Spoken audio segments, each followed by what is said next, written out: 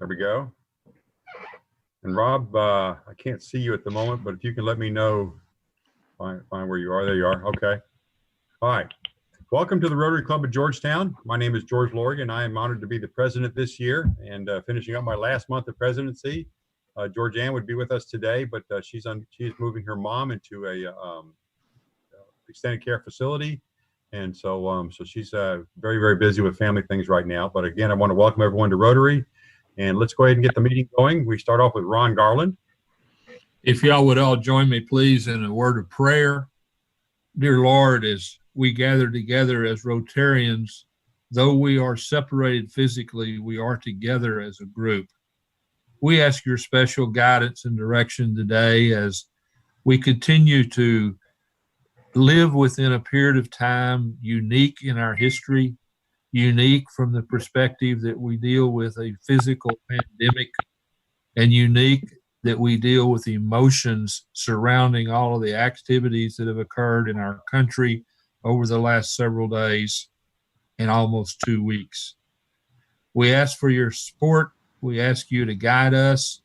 We ask you to allow us all to listen, to think, to act appropriately. And we particularly ask a prayer to allow us all to come back together as a group when the time is right.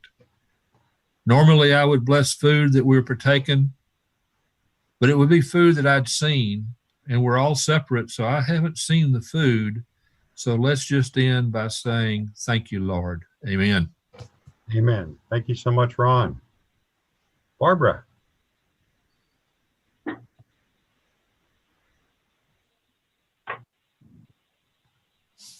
Barbara, we can't hear you. You're unmuted. Sorry about that. Now, All right, would you please join me in the pledge? I pledge allegiance to the flag of the United States of America, and to the republic which stands one nation One under nation under God, God, indivisible, indivisible, with liberty and justice for all. Thank you very much, Barbara. Oops. Mike Estrada, are you on? He told me he was going to be. Yep. I don't know for certain if he is or not. they're on the screen. Yeah. You want me to read them? Sure. That'd be great, Ron. The milestones today, member birthdays: Hector Martinez, June the 5th, Mike Douglas, June the 9th, Lisa Grant, June the 9th, John Tyler, June the 11th. Spouses' birthdays: Marissa Austin's husband, Joe, June the 8th, Miranda Bradley's husband, Daniel, June the 8th.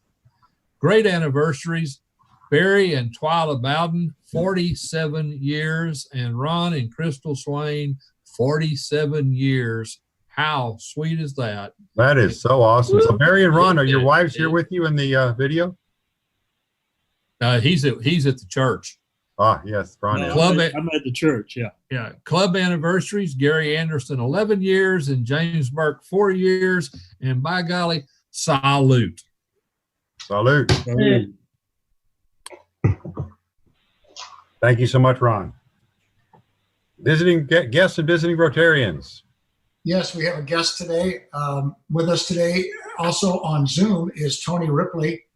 Tony has recently relocated to the Georgetown area, and in fact, he's new to Texas.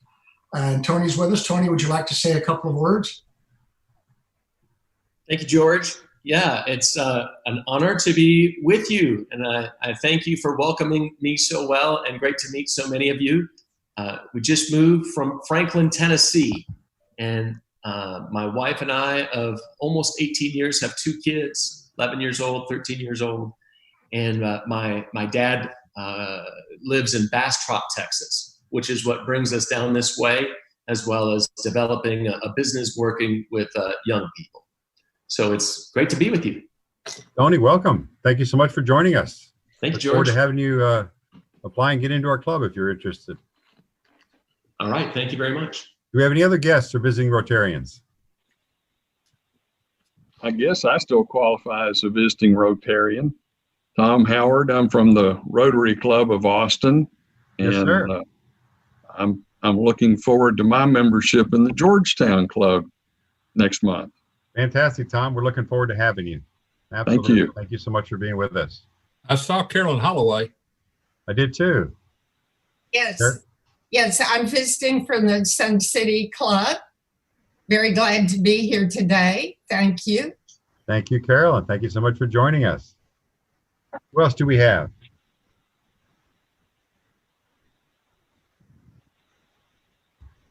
All righty, moving right along. Dennis Pepin, Sergeant at Arms, what do you have for me today?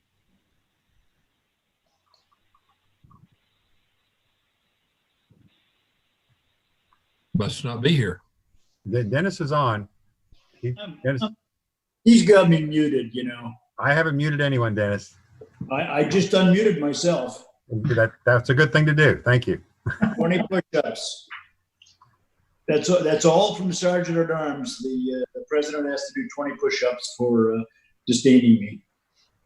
Oh, hang on. If I'm gonna do push-ups, let me just go ahead and mute you then.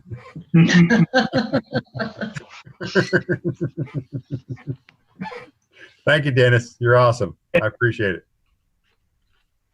George Oliver, what do you have?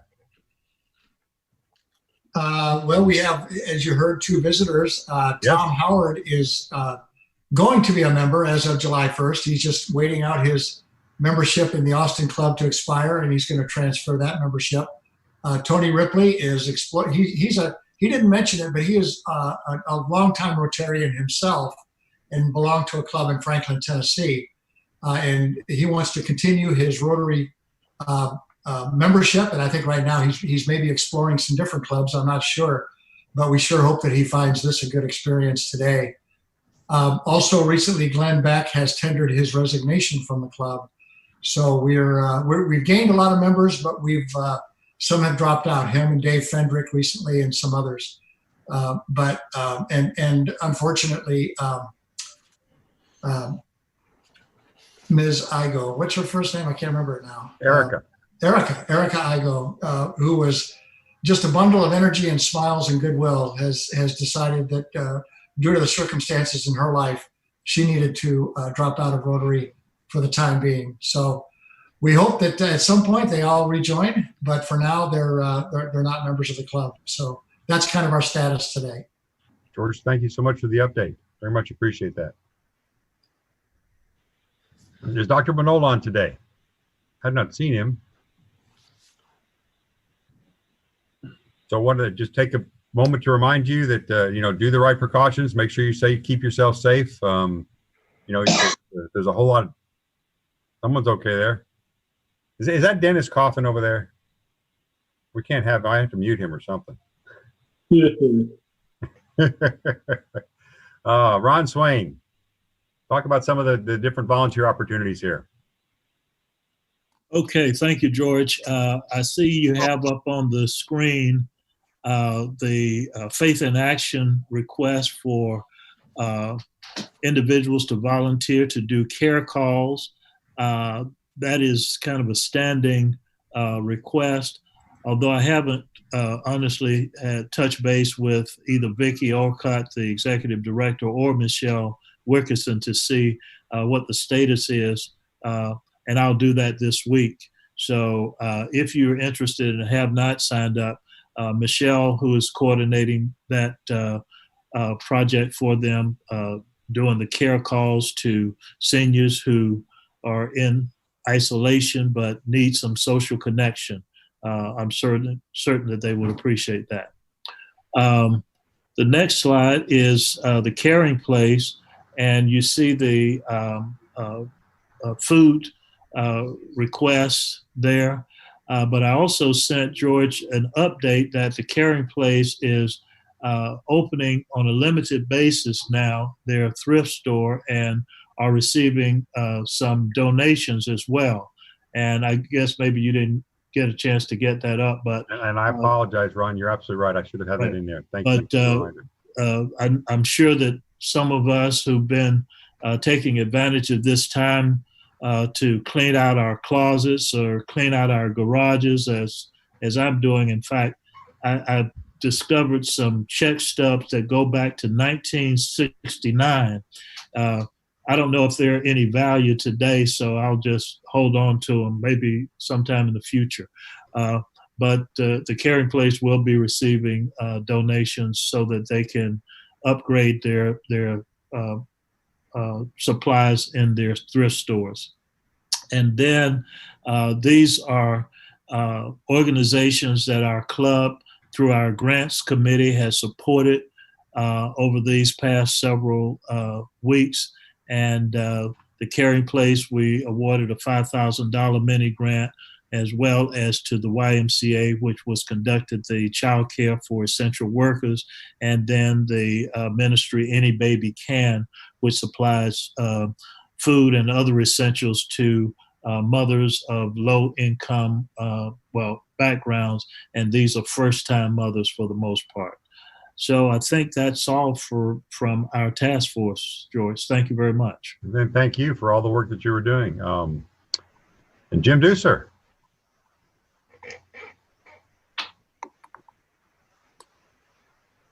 Now you'll need to unmute yourself if you're muted. Just double check. I'm going to ask the Salvation Army to get an update that we can post next week because I'm envious of Ron's report about the Caring Place. And Rhonda, I believe, is on with us, and maybe she can talk about how the barrels are doing at the Wolf Ranch. She's on, but for some reason her microphone is not transmitting through the system. Okay. I don't know what. We haven't been able to figure out what's causing that. Okay. Actually, I'm pretty sure that our donations have diminished, and I know that we've had a lot of distractions of late, but the need is still there, and so we are asking people to make donations either at the Wolf Ranch location or at any of the three that you see on the screen. And Jim, where is that Wolf Ranch location? The most visible landmark is Ross for Less. It's a pretty good sized store on the southeast side of the center. Okay, so is it right near Ross for Less? There's there. Okay, Rhonda, talk to us. Oh, that's from Barry Bowden. Okay. Okay. Anyways, right next to Ross for Less. Okay. Actually, there's a note from Rhonda in the chat. If you want to check that, there's a note from Rhonda in the chat. Yeah, she says they've been low, unfortunately.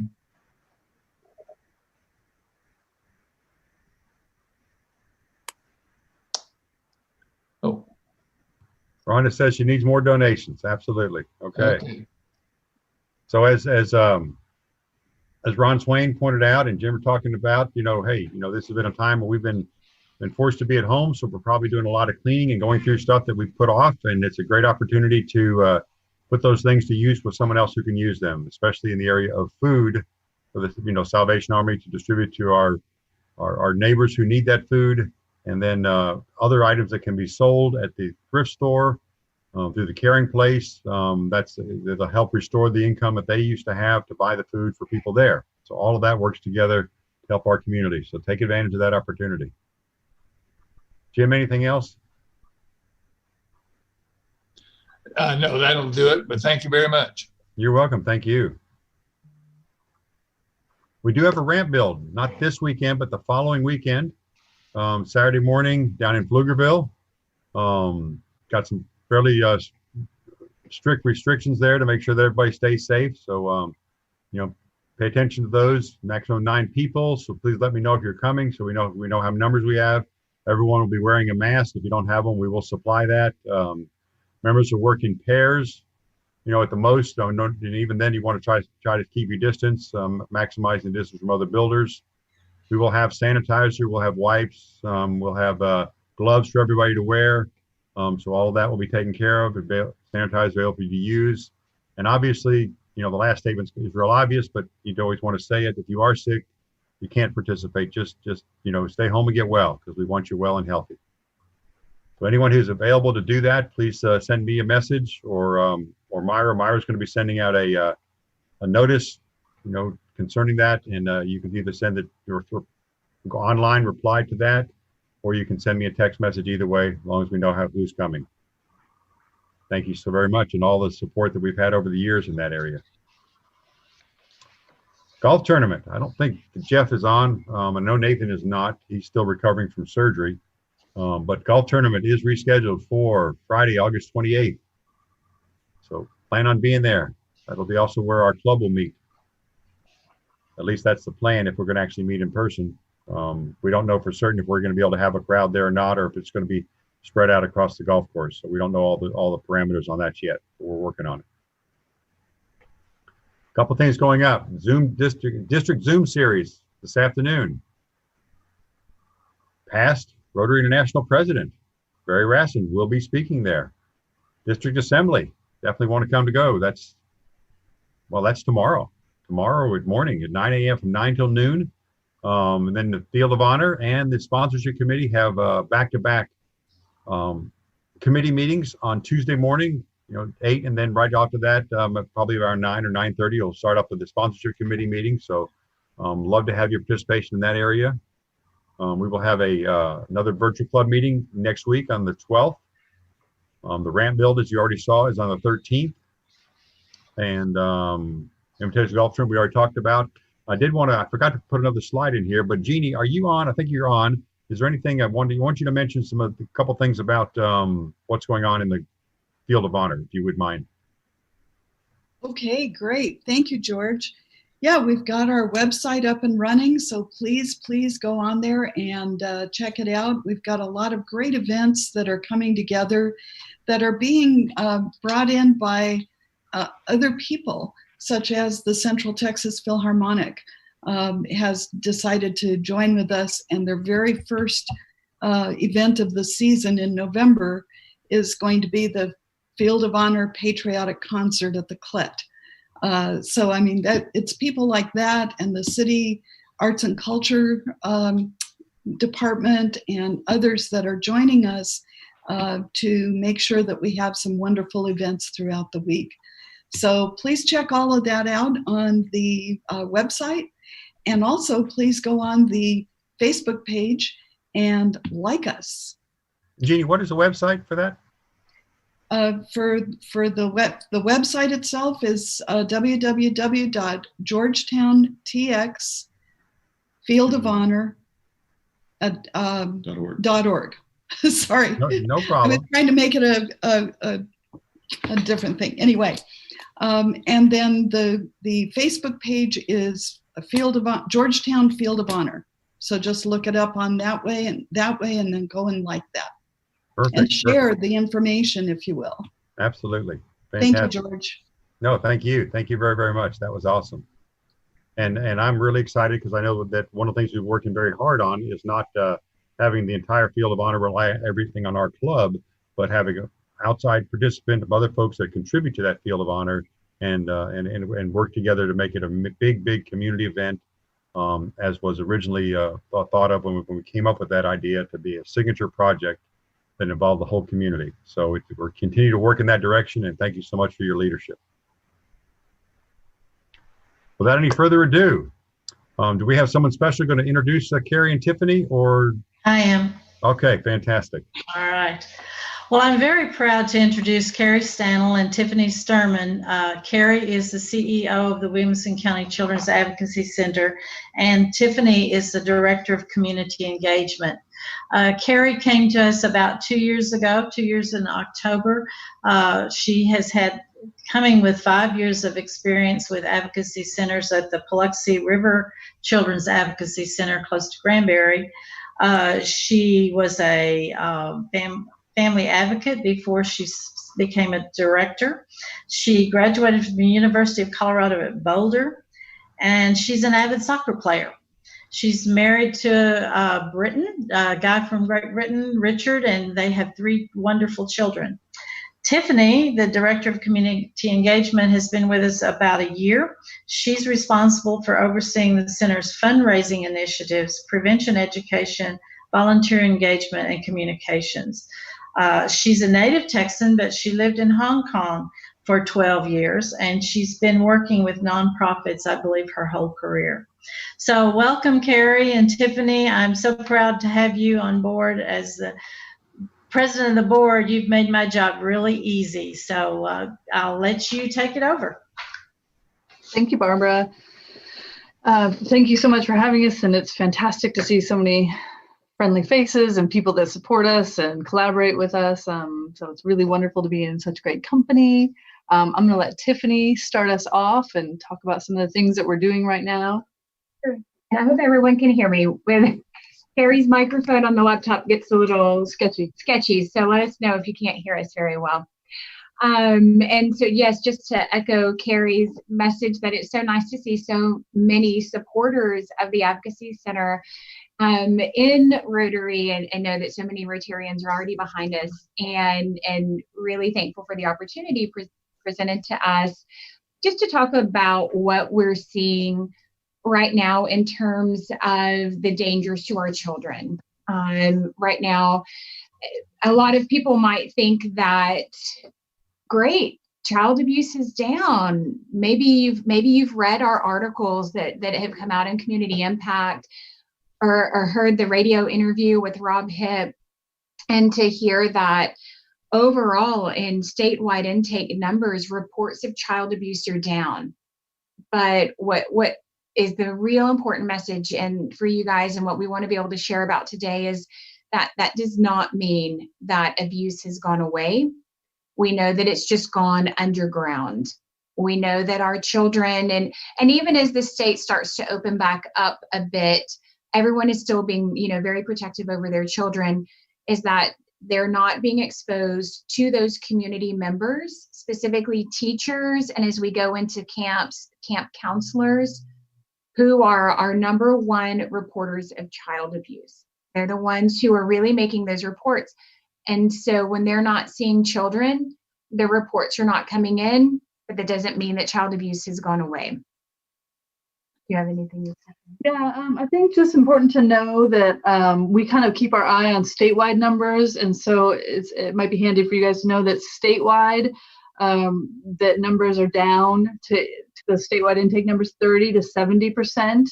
And we're tracking ours. Ours are down 50%. We've tracked them each month in COVID, and they are 50% down to our statewide intake numbers. So our county is right there in the middle of those intake numbers. So we're tracking that very carefully to our decrease. Yeah, and what that looks like with what we're seeing here in Williamson County, because we have remained open this entire time. We have scaled back staff. Those that can work from home are working from home, but our forensic interviewers, our nurses, we are all still present here seeing children.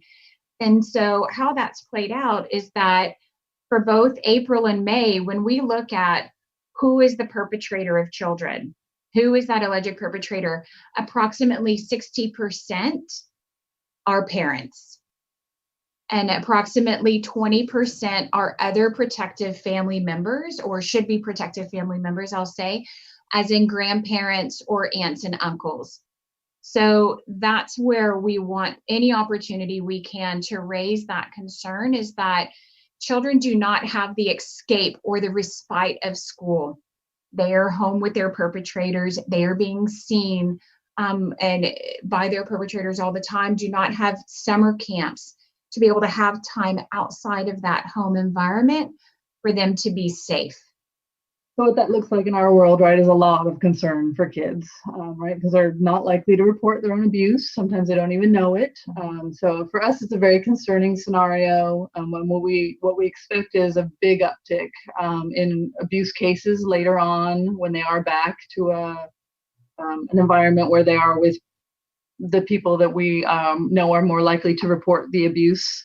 But what that does mean for us as community members is check in on kids, look for signs and symptoms of abuse, look for those behaviors, look for unexplained bruises, marks, look for kids that aren't acting their normal selves, and just check in on family members. Look for kids that are having behaviors like bedwetting, or, so anyone in your own lives or in your extended lives, right? Because we have to be the voices for children.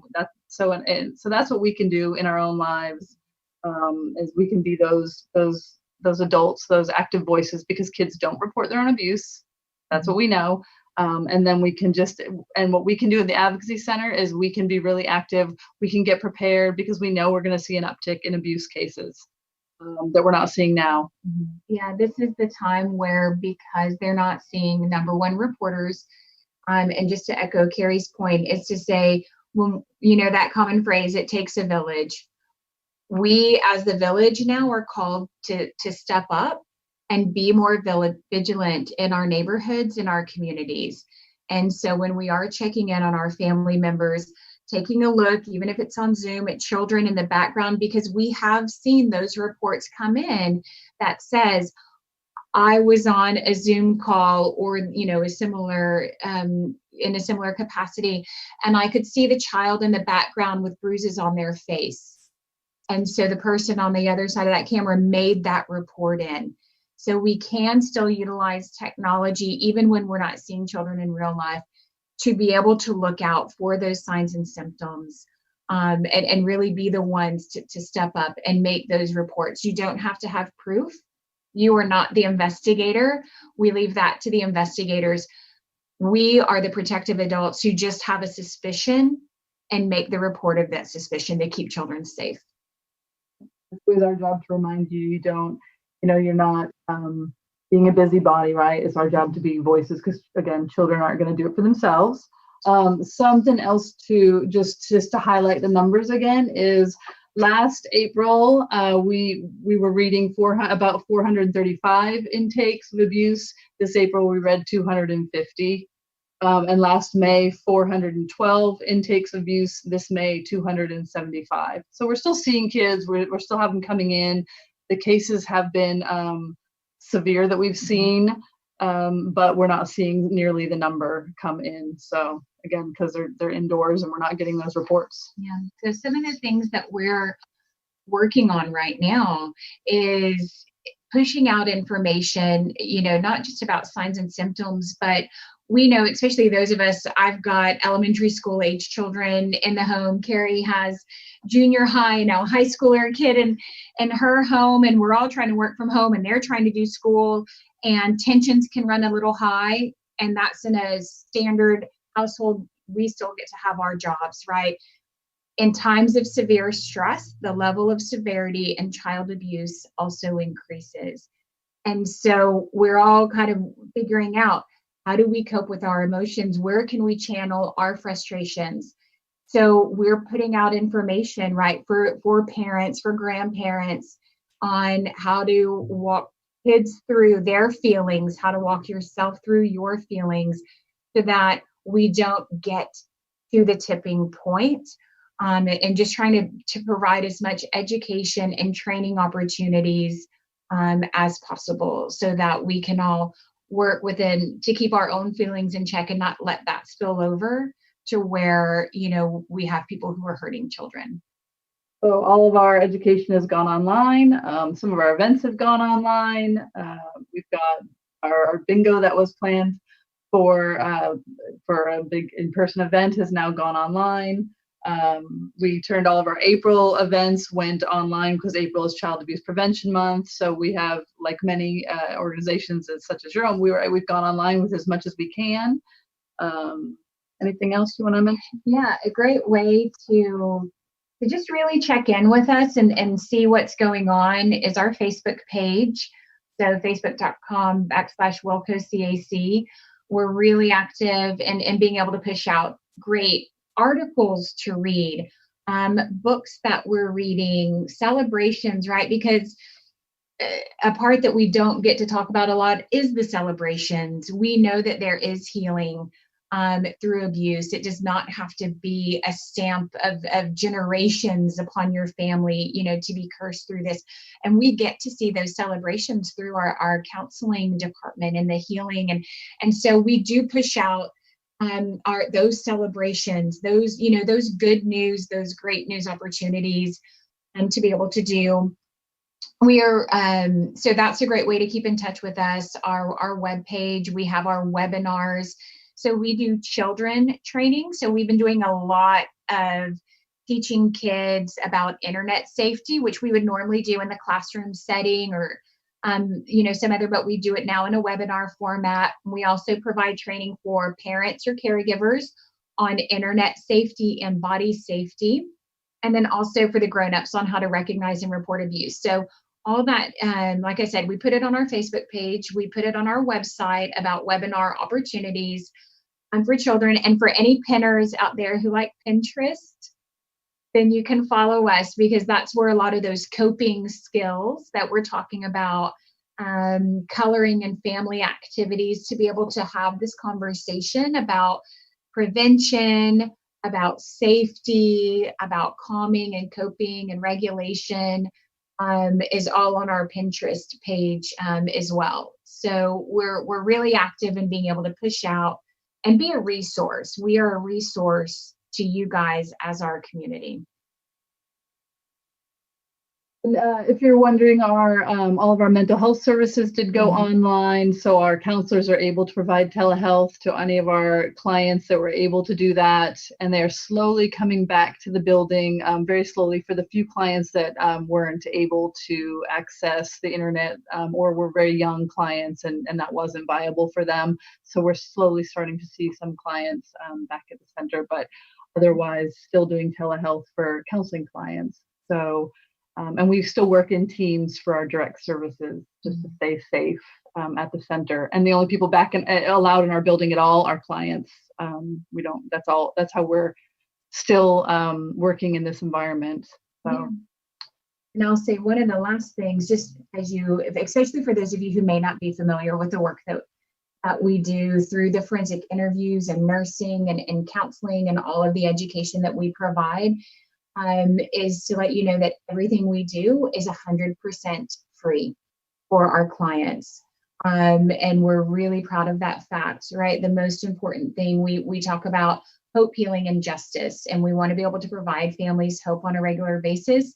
We want to eliminate barriers that they may face, whether that's transportation, food insecurity, child care, whatever we need to do to help that family remain stable and heal through that trauma, and support the entire protective family unit. That's what we do, all free of cost. I don't know, did we get to ask questions?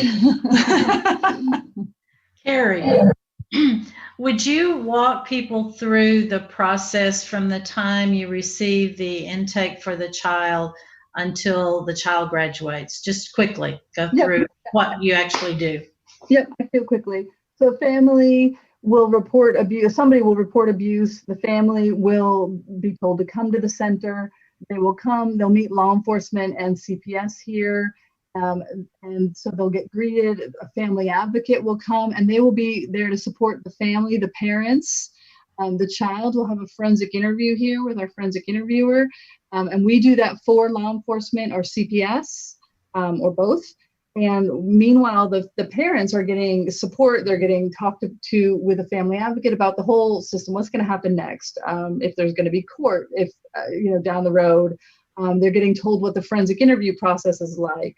They're getting really case management services. So if there are food insecurities, if someone's being removed from the home, if it was a caregiver, right, that family advocate is now going to walk with that family through everything, trying to remove barriers so that they can deal with the crisis at hand. Because if there was a sex assault to a child, the last thing you need to worry about is rent and food and all those other things. So our family advocates are there to provide all these other services so that they can deal with this crisis that's happening at the moment to the family. So then after the forensic interview, the child would go to our medical department if they need a SANE exam, which is a sex assault examination with one of our forensic nurses. And so they get this examination, which really can bring some really helpful information to the family and get checked out, told that they are okay, can really be a helpful service, not an intimidating one. They get whatever tests they need, they get whatever information they need from that, and then they are offered counseling services. The parent, we have a parent counselor, so a lot of times the parents have been through trauma in many cases, So they are offered counseling, the parent, the child, if the siblings need counseling, all available to them if they need it. They can sign up for that service at that point. They can sign up for it a year or two later if they decide they need it later on. So we've got those counseling services here. And they can go until they graduate. And I will just tell you, we just had a young lady call up and say, I answered the phone. She said, I'm 18. I was in counseling for a year or two a while back. And she said, but I just turned 18 and I just need a session or two. Something's happened. And she said, but I know I'm 18 now. And I said, not a problem. We'll get you back in. They can call at any point to come back in if something's happened. So once they're a client, they can always come back for our services. So not a problem. So that's always available. We provide a graduation ceremony. We invite our MDT members, which is law enforcement, CPS, the prosecution. We go to court with them if they need it. We support the parents. So we're really there for the whole process, help them get justice, help them get healing, any parts of that or all parts of that. And that's what we're here for. Thank you. Mm-hmm. Any questions? Any other questions? We covered it. George, we had Marissa on last week talking about CASA, and this week the Children's Advocacy Center. And something that's been of concern of mine for some time is how are the children? We hear about the childhood trauma, the experiences that children have that may impact them for the rest of their lives. And during this pandemic, for us to have these two presentations back to back suggests to me that this is something that we really need to attend to. So I want to commend you and program committee for bringing this to our attention. I'm just curious with Carrie, during this time where children are not in school and you're serving the entire county, and the numbers of children that you're seeing now have almost been cut in half. You say 50%. Mm-hmm.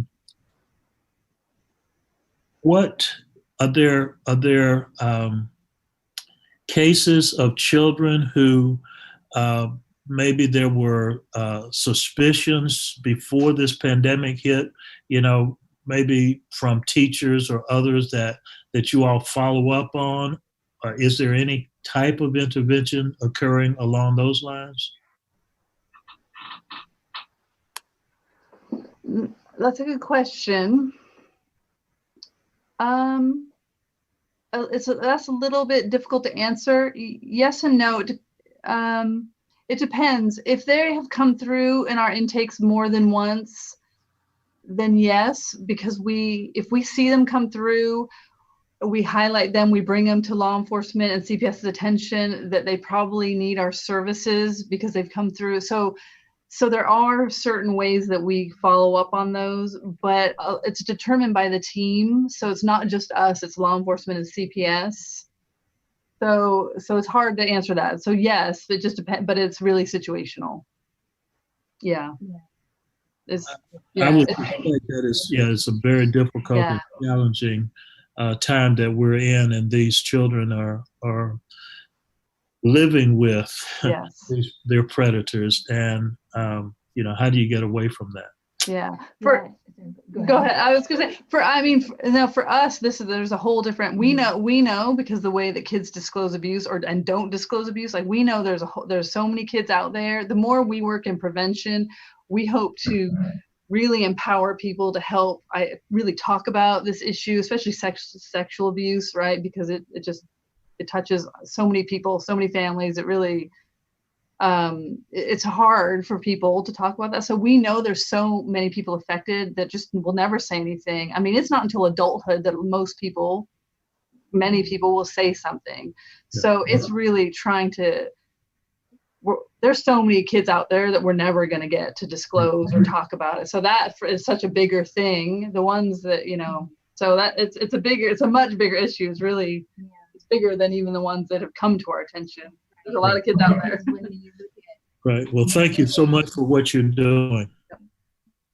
Oh, thank you. Yes, I thank was just you. going to say that only 1 in 10 children will ever disclose abuse that is happening to them. And so we can't wait for those children to be able to raise their voice. Just like we said, they may not know it's happening. They may not know what's happening to them is a crime. And that's why, right, the investigators are really the ones that have to move that case forward. But that's why we want to echo that we as a community need to up our vigilance and check on those children in our lives, check on those families that we know stress levels are a little bit higher right now, and see what ways can we come around them to intervene to help prevent abuse or keep an eye on their kiddos and make sure that if we have that suspicion that we're picking up that phone call and we're making a report. A report does not equal immediate investigation, which a lot of people are concerned about. That's the investigator's job to figure that out, but they can never investigate if a report is never made. Would you tell people how they can report? Where do they get online, or do you have a phone number for them to call? 1-800-252-5400. Okay. We would always encourage everyone to make the phone call to report abuse. You know, CPS does have an ability online to make an online report, but especially if you feel there is urgency in the matter, is to pick up the phone, and you're probably going to have to wait on hold for a little bit, but that's okay. The child's life is worth, 30 minutes of holding if need be. So pick up the phone and make that call. It's better than the online. Better than the online, yes. And especially if there's extreme urgency, you can always call law enforcement as well. Hedge your bets, call both your jurisdictional law enforcement and CPS.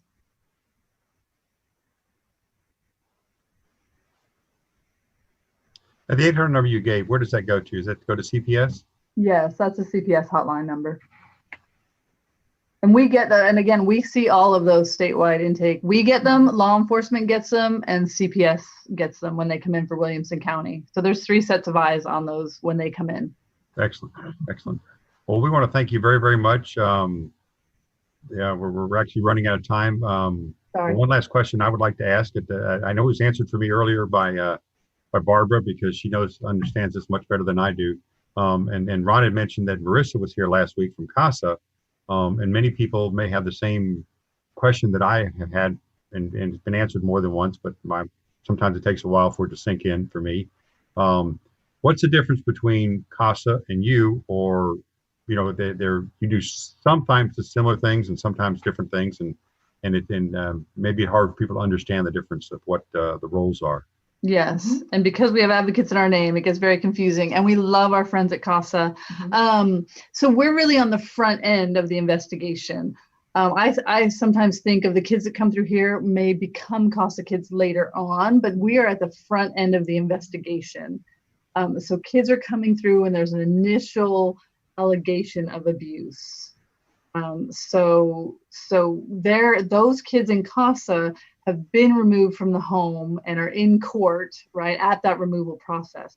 Kids that come through our center there's an initial allegation, they come to our center, and they're coming to do the interview for the abuse. And we are working with CPS and law enforcement and the prosecution through that process. So we're part of that investigative team on the front end of the investigation, and then we're providing really the wraparound services along with that. So very different essentially, and we really don't intersect with CASA, which is interesting.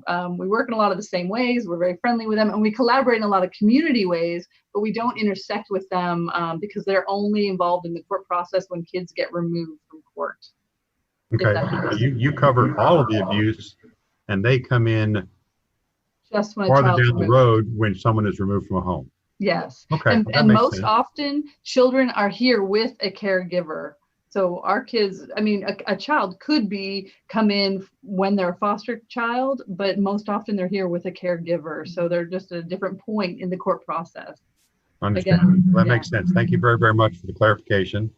We'll stay on for a little longer afterwards so that we can have the opportunity for people to go ahead and ask questions afterwards. So we're going to go ahead and wrap up our meeting real quick here. Do we have any announcements for the good of Rotary? Yep. Do you want us to get off? I don't know. You guys can still stay on. No problem at all. And we'll finish this up real quickly here, and then give you the opportunity to continue to answer more questions if anyone has them. Anyone with an announcement for the good of Rotary? Going once, going twice. Okay. So let's go ahead and conclude our meeting as we always do with a 4-way test of the things we think, say, or do. First, is it the truth? Second, is it fair to all concerned? Third, will it build goodwill and better friendships? Fourth, will be beneficial to all concerned. We are adjourned.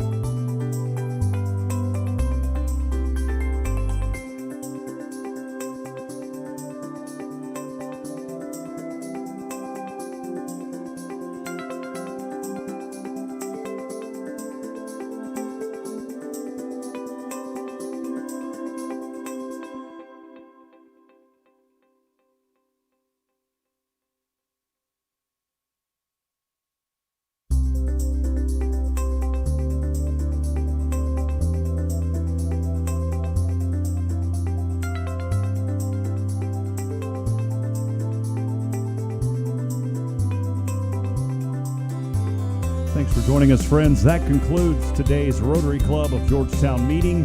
Please make sure to join us again next Friday for the Rotary Club of Georgetown. I'm Rob Pipp for George Lorgan and everyone with the Rotary Club of Georgetown. Thank you for joining us, and have a wonderful and blessed weekend. Thank you, friends.